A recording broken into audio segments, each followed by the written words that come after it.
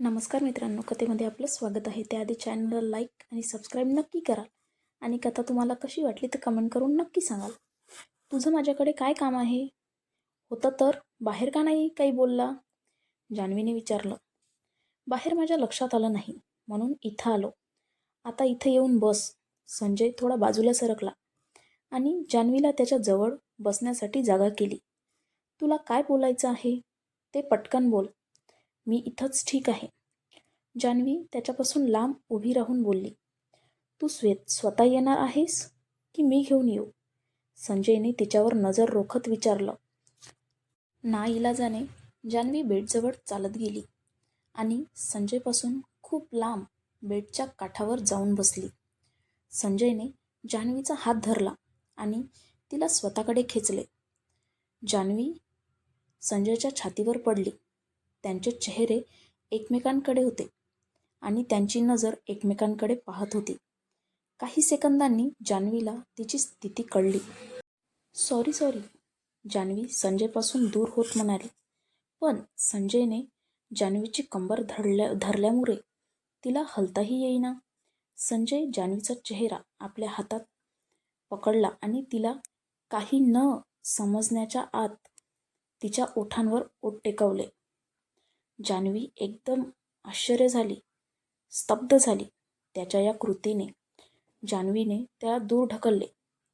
तू काय करत आहेस? संजयच्या वागण्यावर जान्हवी चिडली होती. संजयने जान्हवीला त्याच्या बाजूला बसवले.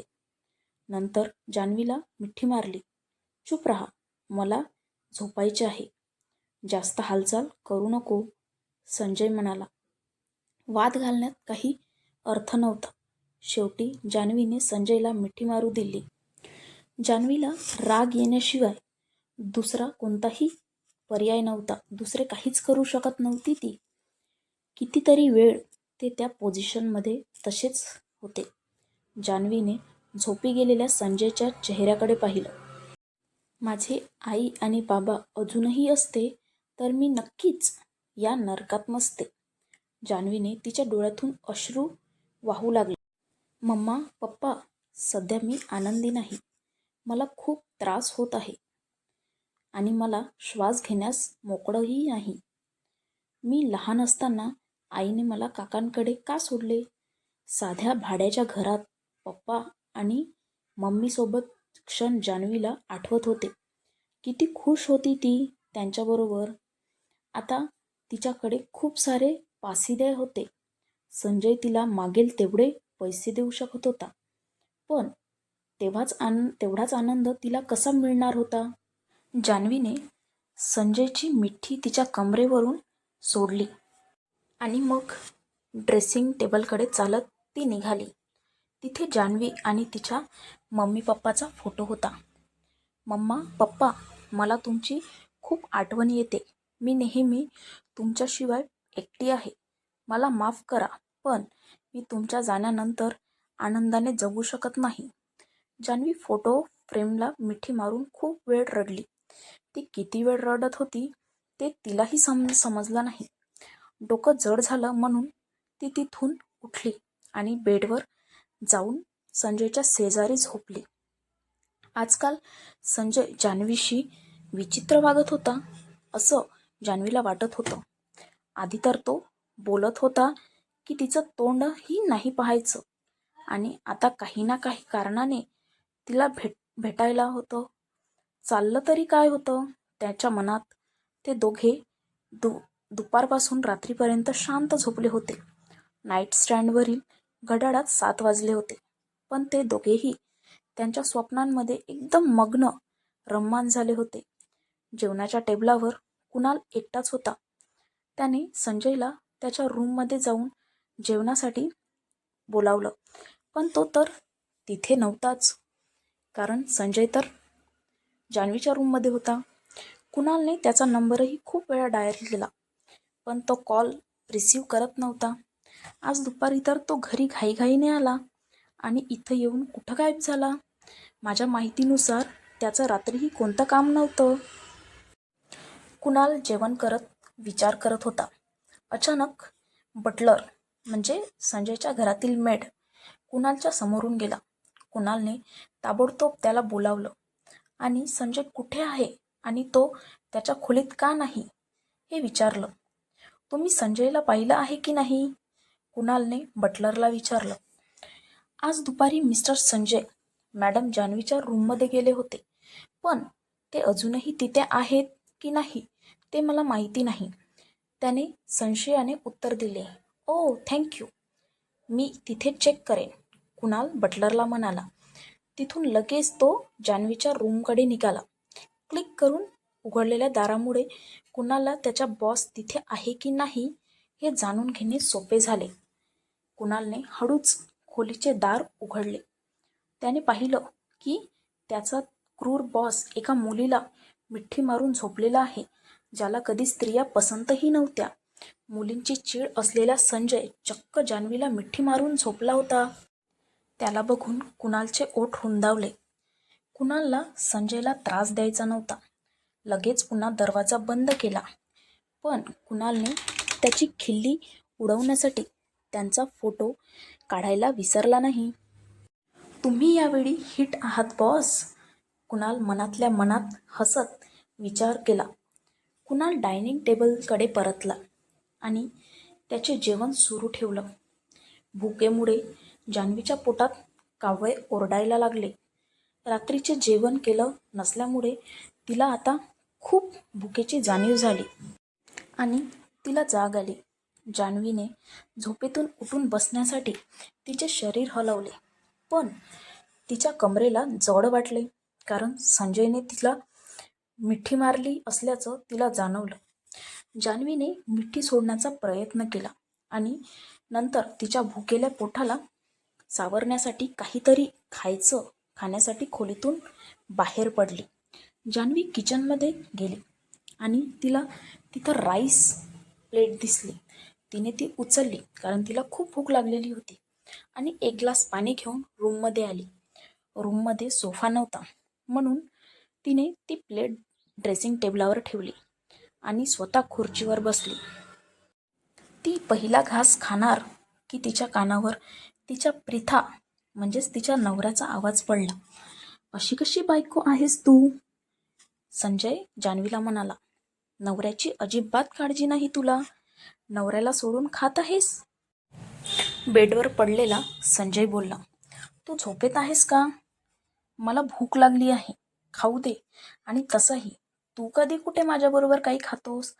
जान्हवीने उत्तर दिलं आणि एक चमचा तोंडात घेतला. संजय जान्हवीच्या दिशेने गेला. जान्हवी जी सध्या तोंडात दुसरा चमचा टाकणार होती, तिला संजयने अडवले, रोखले. जरा तरी उदारपणा दाखवायला शिक, कंजूस कुठली, संजय बोलला. आणि जराही उशीर न करता तो जान्हवीच्या हातातला चमचा स्वतःच्या तोंडात घातला. टिंग करून संजयच्या सेलफोनचा एक नोटिफिकेशन आली. संजयने चमचा परत जान्हवीच्या प्लेटवर ठेवला आणि नंतर त्याचा सेलफोन तपासला. तुझ्या रूममध्ये परत जायला विसरू नको. तुला आराम मिळत आहे म्हणून असं वागू नको. तू कधी काळी म्हणाला होतास ना की तुला तिच्याबद्दल तिरस्कार वाटतो आणि आता तूच ते विसरत आहेस. कुणालनी मेसेज केला होता. त्याला मेसेज आला होता आणि खाली त्याचा जान्हवीला मिठी मारून झोपलेला फोटो होता. तो पाहून संजयने स्माईल केली. तो हेही विसरला होता की वरचा मेसेज पाहून त्याला राग आला होता. हा माझ्या परवानगीशिवाय इथं आला होता? मी तुझा जीव घेईल कुणाल, संजय हळू आवाजात बडबडला आणि जान्हवीशी काही न बोलता तिच्या रूममधून बाहेर पडला. सायको कुठला, जान्हवी त्याला शिव्या देत खात बसली. संजय जान्हवीच्या रूममधून बाहेर पडला आणि थेट कुणालच्या रूममध्ये गेला. कुणालच्या रूमचा दरवाजा उघडला. संजय लगेच आत गेला. कुणालची खोली संजयच्या खोलीपेक्षा कमी नव्हती. कुणाल ज्या खोलीत राहत होता ती खोलीही खूप प्रशस्त होती. तिथे एक बाल्कनीही होती, पण स्विमिंग पूल नव्हता, कारण तो फक्त संजयच्या रूममध्ये होता. संजय ताबडतोब कुणालजवळ आला, जो सध्या सोफ्यावर बसून कॉफी पित होता. अरे बॉस, तुम्ही इथं? तुम्ही तर माझ्या रूममध्ये कधीच येत नाही. काही काम होतं का? मी तुम्हाला काही मदत करू शकतो का? कुणालने संजयचा खोलीत येण्याचा मागचा हेतू माहीत नसल्याचं नाटक केलं. मी तुला आठवण करून देण्यासाठी आलो आहे की नंतर जान्हवीच्या रूममध्ये जायचं नाही. तिथे फक्त आणि फक्त मीच जाऊ शकतो. संजय कुणालकडे रागात बघत बोलला. नंतर हां हे काम होतं तर, पण मला तर आठवत आहे की तू म्हणाला होता तुला स्त्रियांना स्पर्शही करायचा तिरस्कार वाटतो. पण आज तर तू चक्क एका मुलीला मिठी मारून झोपला होता. कुणाल संजयला चिडवत बोलला. ती माझी बायको आहे. माझ्या मनात येईल ते करीन. मला तिला हक करावा वाटला म्हणून मी तिला हक केला. तुला काही प्रॉब्लेम आहे का? संजयने खोटकरपणाने हसत उत्तर दिले. वाह, म्हणजे बॉसला ती आवडू लागली आहे. अभिनंदन. कुणालने संजयच्या खांद्यावर थोपटले. नाही, मला ती आवडत नाही आणि मी हमी देतो की कोणतीही स्त्री माझे मन जिंकू शकणार नाही. संजयने आत्मविश्वासाने उत्तर दिले. तुझ्याशी वाद घालण्यात काही अर्थ नाही. जा तू तुझ्या रूममध्ये. कुणालने उत्तर दिले. या हट्टी माणसाला बोलण्यात अर्थ नाही. संजय कुणालच्या खोलीतून बाहेर आला कारण तो चिडला होता. जेव्हा कुणाल म्हणाला की जान्हवी त्याला आवडू लागली आहे. तो त्याच्या खोलीत असताना पोहोचला आणि लगेच झोपला. मी कोणाच्याही प्रेमात पडू शकत नाही. सगळ्या स्त्रिया सारख्याच असतात. त्यांना तर फक्त पुरुषांचं हृदय तोडण्याचा चान्स हवा असतो. मी तिला ही संधी अजिबात देणार नाही. मी तिच्यापासून दूरच राहीन. संजयने मनातच विचार केला आणि आपले डोळे बंद केले. नेहमीप्रमाणे आज सकाळी संजय आणि कुणालने डायनिंग टेबलावर नाश्ता करत होते. दोघेही शांतपणे सँडविच आणि हॉट चॉकलेटचा ग्लास घेत होते. जान्हवीला सांगा, आज दुपारी माझं लंच घेऊन नको येऊ, संजयने थंडपणे मेडला सांगितलं. काल रात्री कुणालशी झालेल्या त्यांच्या संभाषणानंतर संजयला जाणवले की त्याला जान्हवीपासून अंतर ठेवावे लागेल. कुणालने त्याच्याकडे बघून नाहीमध्ये मान हलवली. जर तुला ती आवडते तर तू आपला अहंकार बाजूला ठेवू शकत नाही का? कुणालने आपल्या बॉसच्या मूर्खपणावर हसत विचार केला. या आठवड्यात आपल्याला फॅक्टरीच्या कामासाठी आपण आउट ऑफ सिटी जाणार आहोत. कुणाल संजयला म्हणाला. आपण तिथे किती दिवस आहोत? संजयने कुणालला विचारले. कदाचित 1 महिना, कारण आपण सगळे फॅक्टरीवरती लक्ष देणार आहोत आणि डेव्हलपमेंटविषयी कामे करणार आहोत. कुणालने उत्तर दिलं.